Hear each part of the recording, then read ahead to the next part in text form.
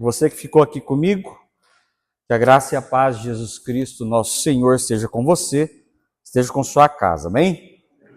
Por gentileza, abra sua Bíblia comigo no Evangelho de Mateus, capítulo 15.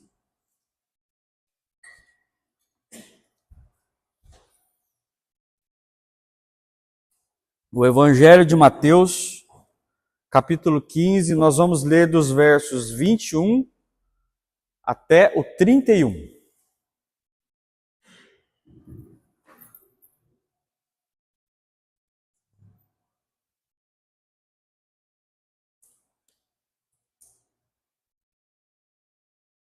Está ali na tela também, e diz assim: Depois que saiu daquele lugar, Jesus retirou-se para a região de Tiro e Sidom. Uma mulher cananeia, natural dali, veio a ele gritando: Senhor, filho de Davi, tem misericórdia de mim. Minha filha está endemoniada e sofrendo muito. Jesus, porém, não lhe respondeu nenhuma palavra.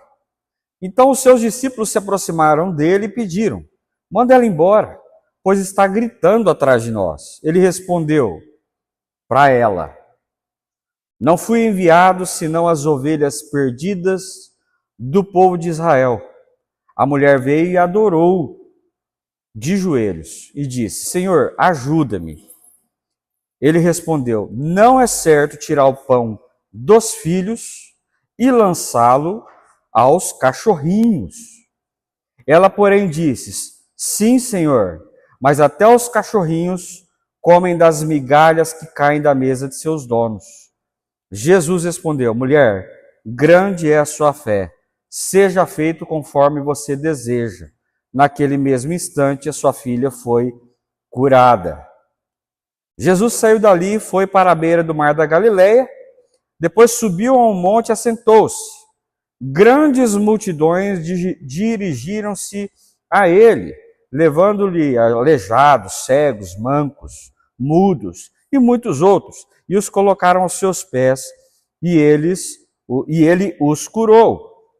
O povo ficou admirado quando viu os mudos falando, os mancos sendo curados, os aleijados andando e os cegos vendo, e louvaram a Deus, ao Deus de Israel. Até aqui. Feche seus olhos. Pai amado, louvamos o seu nome. Nos ajoelhamos diante do Senhor, louvamos ao seu nome, porque o Senhor é bom e as suas misericórdias duram para sempre. Pai, no nome de Jesus, fala conosco essa noite. Abençoa as nossas vidas. Seja conosco. Queremos ouvir a sua voz e ser transformados por ela. É o que te pedimos no nome de Jesus. Amém. Amém.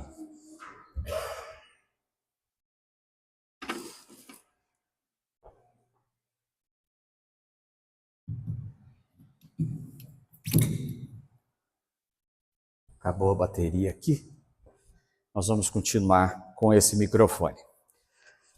Enfim, você já ouviu, e nós, na nossa caminhada, já ouvimos rumores, já ouvimos ditos populares, já ouvimos informações que não são lá muito confiáveis, mas logo após a gente acaba tendo contato com uma informação credenciada, uma informação verdadeira a respeito desses rumores, desses ditos.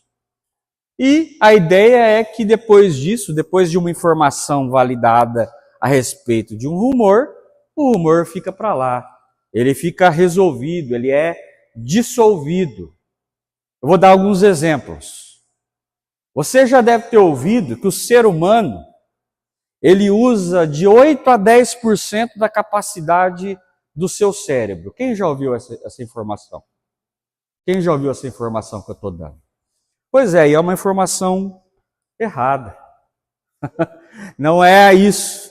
Pelo contrário, já está mais do que provado que toda a parte do nosso cérebro ela é utilizada. Claro que em determinadas situações uma região, em determinadas situações outra região, mas é mais do que provado que nós usamos o máximo da capacidade do nosso cérebro, contanto que nós tenhamos um cérebro saudável. Ou seja, a partir de hoje você recebeu essa informação, e a informação de que você usa de 8 a 10% é dissipada. Acabou, a gente não vai mais crer nisso, não é verdade? Então, nós temos contatos com informações assim, com ditos populares, com ruídos, com sussurros, com rumores, todos os dias. Mas aí vem a verdade, vem uma informação credenciada, uma informação confiável, e aí você fala, agora sim, então tá claro, eu aprendi com essa informação, então o rumor ficou para trás. Um exemplo bobinho aqui, quem aqui já viu que os vikings usavam capacete de chifre? Todos nós já viu que os vikings, e não usavam. O viking nunca usou capacete de chifre, isso é coisa da nossa cabeça. Os historiadores, os antropólogos já demonstrou que não, os vikings nunca usaram capacete de chifre. Obrigado, irmão.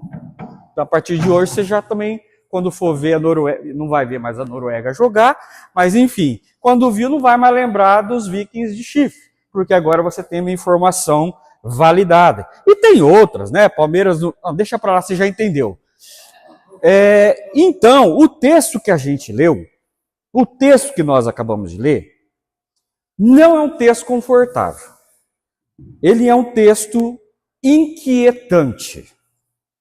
Porque é um texto onde o Senhor Jesus está com seus discípulos andando, algumas pessoas atrás deles, e, de repente, uma mulher estrangeira, uma mulher que, dependendo de como está na sua Bíblia, vai estar sírio-fenícia, mas ela era natural dali, ela era estrangeira, ela tinha origem ascendente fora de Israel, mas o texto diz que ela era natural dali. Ela estava ali, ela provavelmente era filha de pais sírio-fenícios, ok? Ela estava ali e tinha uma filha endemoniada. E atrás de Jesus e de seus discípulos e de quem o acompanhava, gritava, Jesus, filho de Davi, tem misericórdia de mim, porque minha filha está endemoniada. E Jesus não respondeu a ela. Jesus não respondeu a ela. E ela continuava gritando.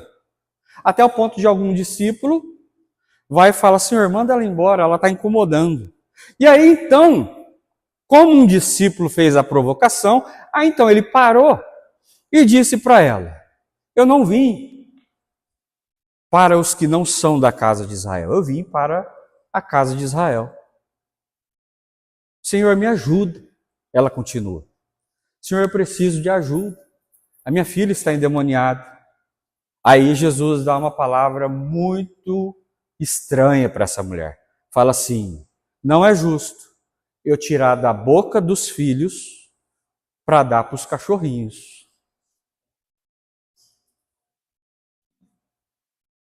Consegue imaginar isso? Jesus falando isso para uma mulher, chamando a mulher de cachorrinho. E esse texto incomoda demais. Só que essa mulher continua.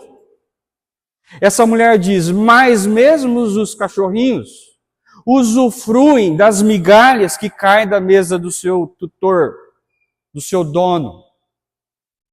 O Senhor pode dar migalhas para mim, as suas migalhas serão suficientes para mim. E então Jesus, ele volta atrás na sua decisão de não atender. Ele fala assim, sua fé é muito grande. E porque você teve uma fé desse tamanho, a sua filha está curada. Então a mulher consegue dali aquilo que ela veio buscar de Jesus. E o texto continua, Jesus caminhando, e uma multidão se fez atrás dele, uma multidão tão grande, que o próximo texto, que é esse da multidão grande, já é da segunda multiplicação dos pães. Então Jesus, ele continua fazendo milagres. Curava paralítico, cego enxergava, mudo falava, endemoniado era curado. Mas note, ali atrás, Jesus falou algo para uma mulher: eu não vim para você. E agora Jesus está no meio de uma multidão que também é uma multidão que não é dali, só dali. A multidão que Jesus está nesse momento é uma multidão de gente dali e de gente de fora dali. Jesus não fez uma triagem no meio da multidão, dizendo: quem é de Israel vem para cá, quem é estrangeiro vem para cá. Esses vocês que são daqui, eu vou curar vocês, deixa o povo dali. Jesus não fez isso. Aliás, Jesus não fez isso em nenhuma vez. Então, o que está acontecendo aqui? E aí os estudiosos, os teólogos mais credenciados, eles têm duas linhas de raciocínio. 3 com uma fraquinha que eu vou falar já já. A primeira linha de raciocínio é que, como judeu, Jesus compartilhava da ideia de que veio só para os judeus de forma exclusiva. Então, a primeira linha é essa. Que Jesus, como todo judeu, achava que o Messias era para o judeu. Era exclusividade do judeu. E que, diante do argumento, da argumentação da mulher, Jesus ampliou os horizontes. Essa é uma primeira linha de raciocínio. E existe motivo para acreditar nessa linha.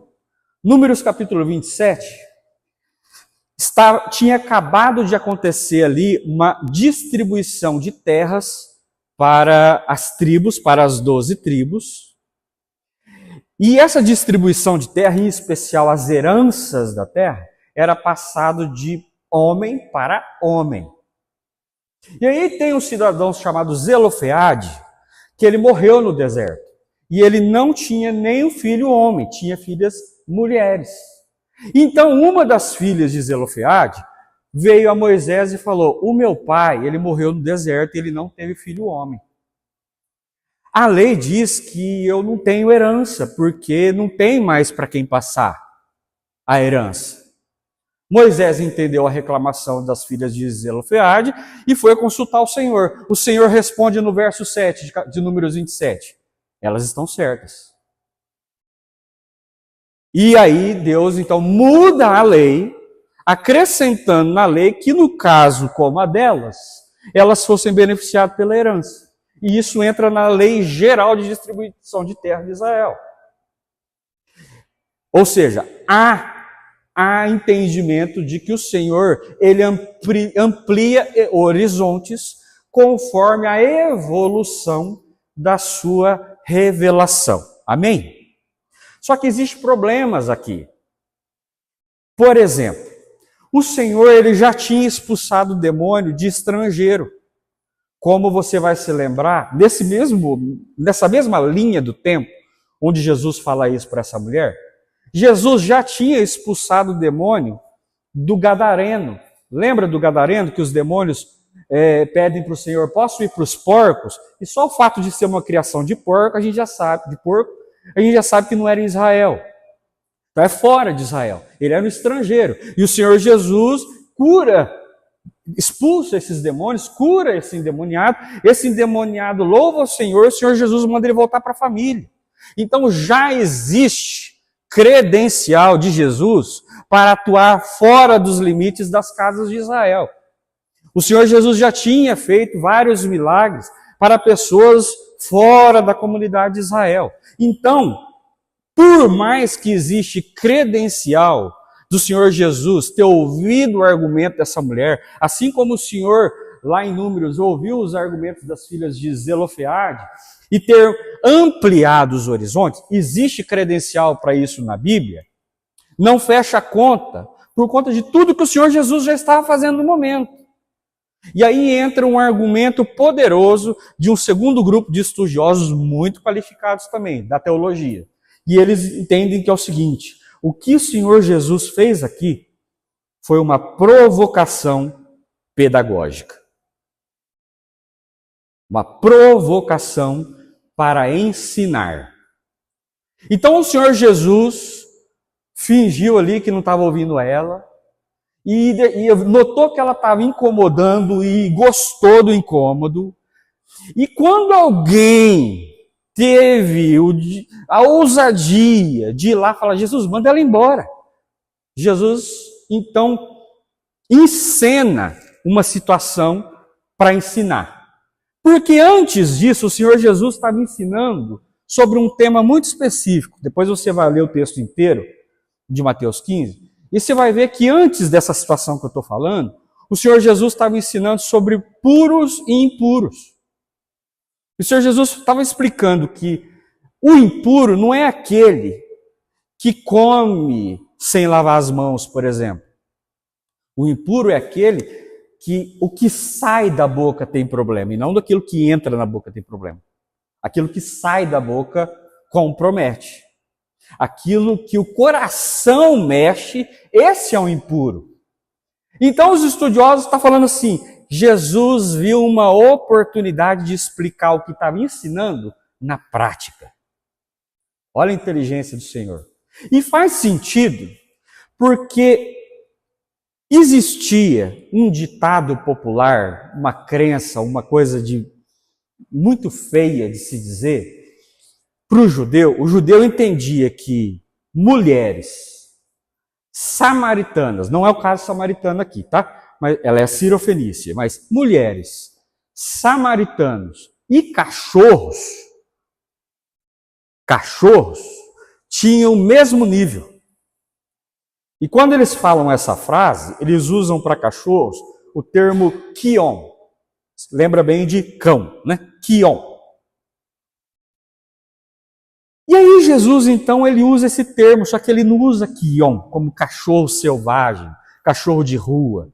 Ele usa um termo no diminutivo, ele usa a palavra quinária, que é cachorrinho. E é um cachorrinho com um tom de carinho. Como se fosse o cachorrinho da nossa casa, como eu tenho o Lewis. Tem afeto ali. Então, os estudiosos falam assim, por Jesus ter usado um termo cuidadoso para reproduzir aquele ditado popular a respeito da mulher, do estrangeiro e do cachorro, Jesus está ensinando e está fazendo isso escolhendo bem as palavras. E Jesus viu nessa mulher uma fé de fala, de não deixar quieto esse ditado feio. Então essa mulher vai e diz, mas mesmo os cachorrinhos, mesmo os seus pets, eles têm migalhas dentro de sua casa.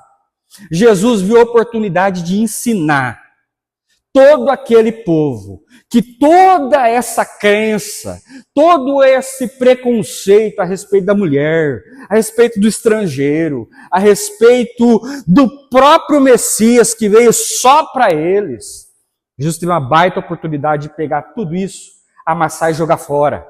Assim como a partir de hoje você também já não crê que nós usamos de 8 a 10% do cérebro. Você entendeu a didática de Jesus? Jesus tem a oportunidade e não perde essa oportunidade, porque vê numa mulher forte, uma mulher que tinha tudo para ser uma vítima, mas fez dela uma protagonista, mostrando a fé que ela tem, dizendo para o povo, não é porque é mulher, porque vocês vão tratar como cachorro. Não é porque é estrangeiro que vocês vão tratar como cachorro. Até porque o Senhor Jesus, mais para frente, em Mateus 25, vai falar que ele veio para os estrangeiros. Ele vai se colocar na pele de um estrangeiro. Eu fui estrangeiro e vocês não me acolheram. Então não faz o menor sentido Jesus tecer uma palavra atravessada, feia, maltratando uma mulher por ser estrangeira e muito menos por ser mulher. Ele se coloca como estrangeiro, ele cura estrangeiro, ele se coloca como presidiário, ele cura, ele se coloca como gente como pobre, sem condições, ele se coloca na condição de que o povo estava denegrindo essa mulher. Então é a oportunidade que Jesus tem de falar, chega disso! Vocês estão vendo o que está acontecendo aqui? E aí ele segue curando mulher, curando estrangeiro, curando homem, curando pobre, curando rico, para onde passa, sem se importar de que lugar que as pessoas são. Porque na mesa de Jesus, porque tudo isso aqui, irmão, tem a ver com a mesa de Jesus. Tem a ver com o pão, essa conversa é sobre pão. Essa mulher veio pedir migalhas e o Senhor Jesus colocou ela na mesa dele. Ela se assentou à mesa de Cristo aquele dia. Ela teve de Cristo aquilo que ela buscava, assim como nós temos de Cristo tudo aquilo que a gente busca e até mesmo aquilo que nós não buscamos. Então Jesus é essa pessoa que não aceita os preconceitos envolvendo o outro. Jesus traz o outro para a mesa. E aí, por fim, tem uma terceira, mais ruimzinha que eu falei que ia ter, que tem um grupo, uma vertente, que coloca que Jesus dá essa patada nessa mulher porque ele estava triste, bravo, insatisfeito, incomodado, porque João Batista tinha acabado de ser degolado.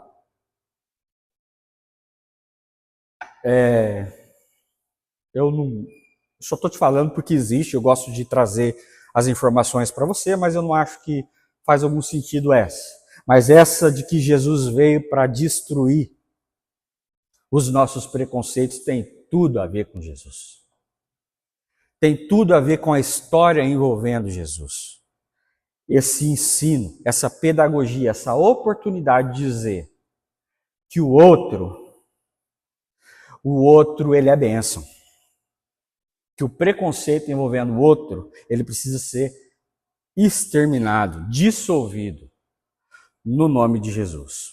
E aí a gente vai aprender com essa provocação pedagógica de Jesus.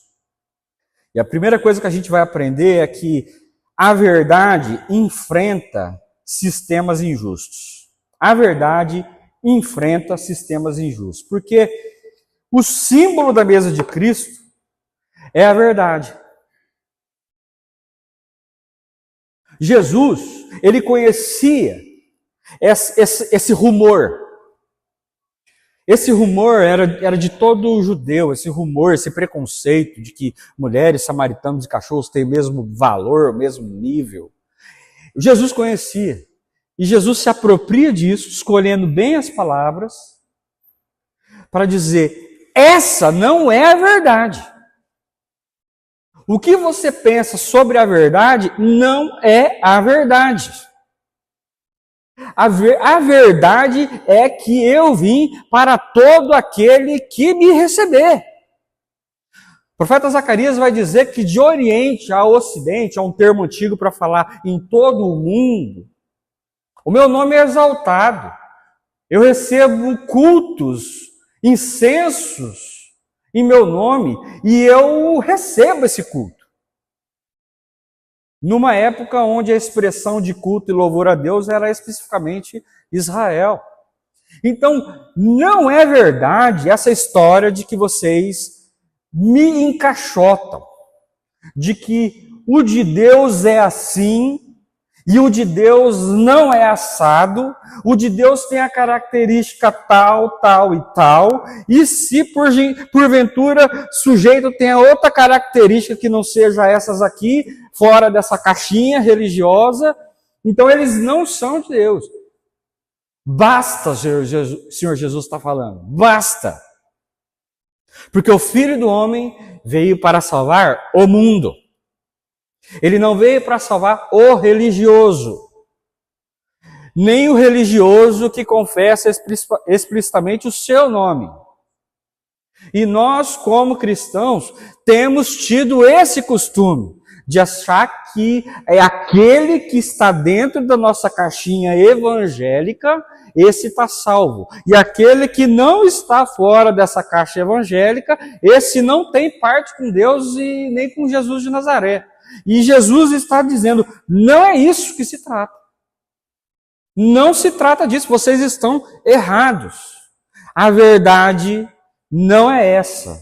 Então, a primeira coisa que a gente aprende com Jesus é que a verdade enfrenta sistemas injustos.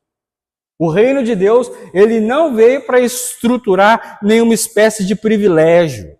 O reino de Deus não veio para aceitar e nem estruturar nenhuma espécie de classe, de pedigree gospel. O reino de Deus não fala disso. O reino de Deus é por todo o mundo, está em todo mundo. E por isso que nós vamos aprender mais para frente, em especial lá no Apocalipse, que muitos terão surpresas. Porque a gente não tem, igreja, nós não temos credencial para colocar e tirar a gente do inferno, para colocar e tirar a gente do céu. E é isso que a gente aprende em segundo. A mesa de Cristo nunca foi propriedade de um grupo. E nós, grupos cristãos, temos muito esse vício de dizer, não, fulano é de Deus, fulano é evangélico, fulano é cristão. Pode-se fazer o que for, mas é cristão, tá bom.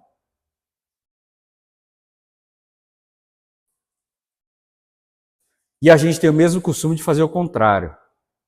Fulano é do diabo. Fulano é herege.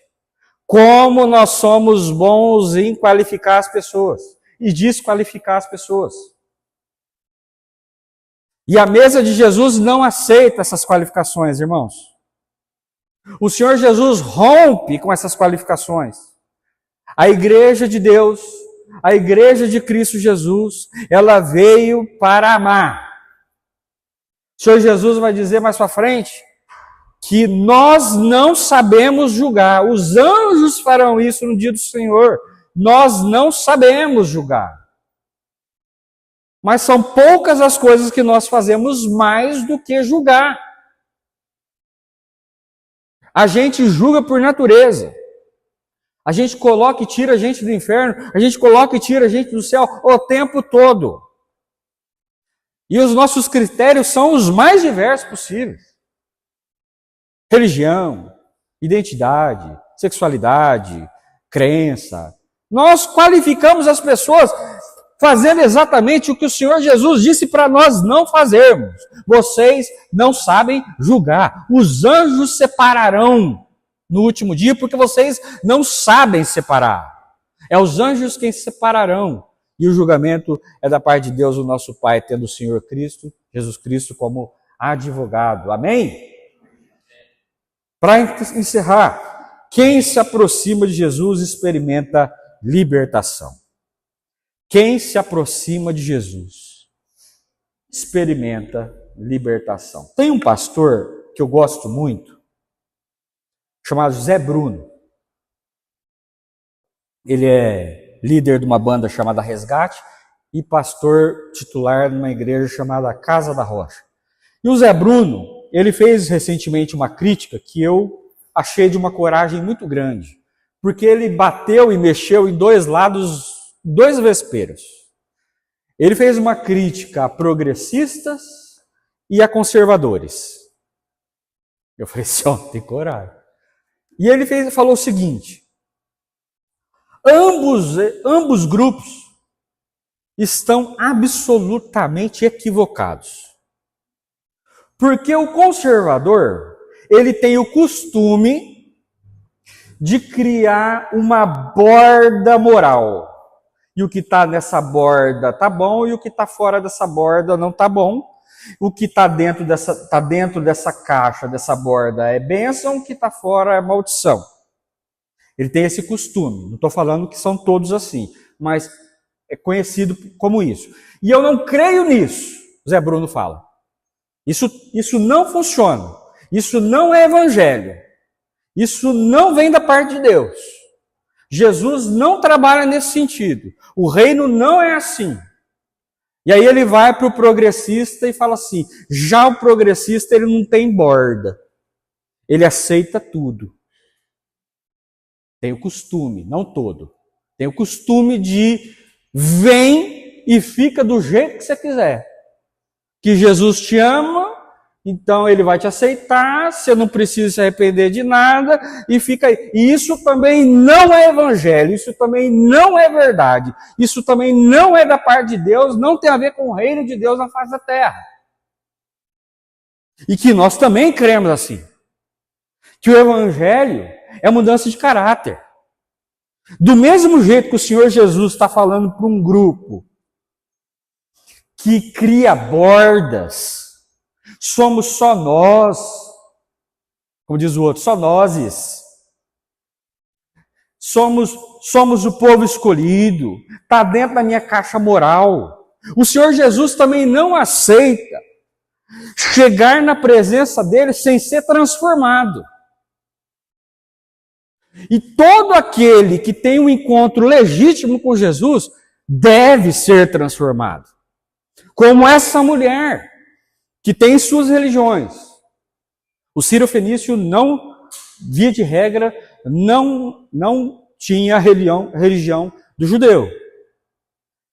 Ele tem sua religião, ele tem seu costume, ele tem suas vestes, ele tem seu jeito, mas chega na presença de Deus, revelado em Jesus Cristo, e se ajoelha, e se prostra, e diz, o Senhor é Deus.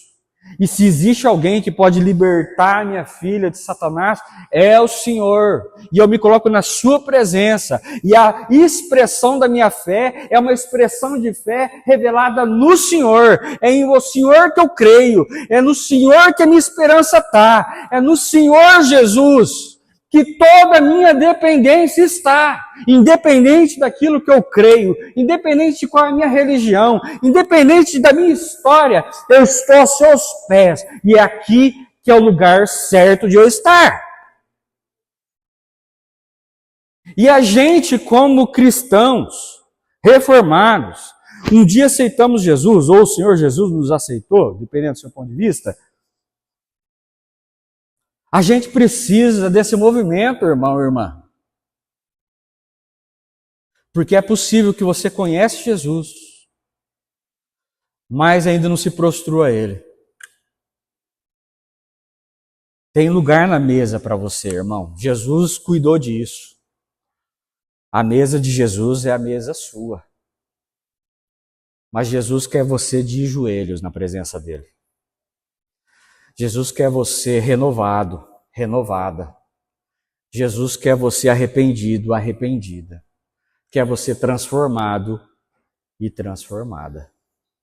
Porque se existe uma expressão da fé em Cristo, é a transformação da vida. E nós, como Igreja de Jesus, não aceitamos nem a exclusividade de falar só nós estamos certos, mas também não aceitamos uma vida dentro da igreja, a vida inteira, sem ter comunhão com o próximo, sem ter uma comunhão com Deus, sem ter os pecados confessados diante deles e perdoados. Porque é só assim que a gente expressa uma fé legítima, uma fé centrada, independente dos lados ideológicos que você tem preferência. A fé centrada em Cristo Jesus. Uma fé que transforma o mundo que você está. Uma fé que dissolve mentira. Uma fé que dissolve preconceito. Uma fé que dissolve a maldade. Uma fé que dissolve a exclusividade, a prioridade em cima de qualquer classe que você queira. E uma fé que transforma. Uma fé que se coloca de joelho, pede perdão e levanta na presença de um Deus que te aceita na sua mesa. É assim que a gente crê. Se é assim que você crê também, eu quero te pedir para se colocar de pé e fazer uma oração comigo.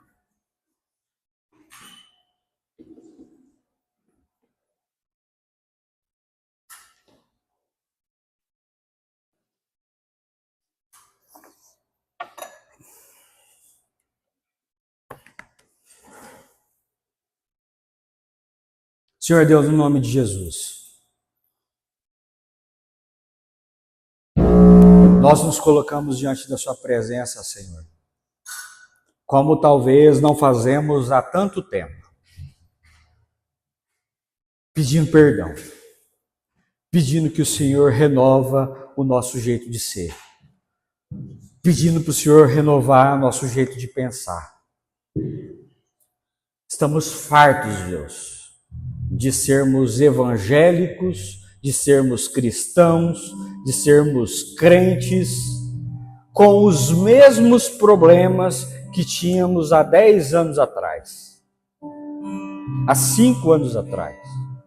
Estamos fartos de ter a nossa vida engessada pela religião, nos considerando bons porque somos da religião certa, porque confessamos o nome correto. Não, o que nós temos de bom está no Senhor. Não temos nada a acrescentar senão o Senhor e as suas misericórdias nas nossas vidas. Estamos aqui porque as suas misericórdias são grandes.